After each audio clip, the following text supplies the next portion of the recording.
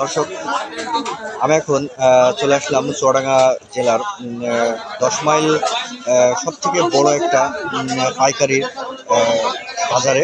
এখানে বিভিন্ন প্রকারের বিভিন্ন কাঁচা সবজি কিনেছেন। আমরা একজন ক্রেতার কাছ থেকে জানবো আজকে তিনি কত জিনিস কত দাম দিয়ে কিনেছেন, সেগুলো আমরা আজকে জানবো। আসসালামু আলাইকুম। ওয়ালাইকুম সালাম। আজকের কাঁচা সবজির বাজার দর কেমন গেল? আজকে বাজার বেশি, কালকের চেয়ে বেশি আছে। আচ্ছা, কি কি কিনেছেন, কত দিয়ে একটু বলুন তো আমাদের। আজকে কচু কিনছি 1500 টাকা, 1400 1450 মিলে কিনছি কচু।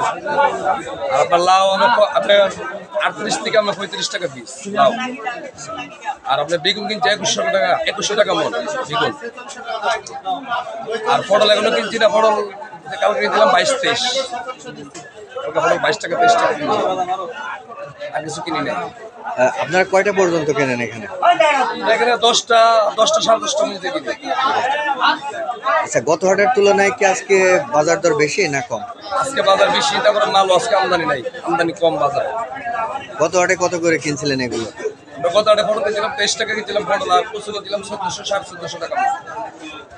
আচ্ছা, এই মালগুলো আপনারা কোথায় বিক্রি করেন?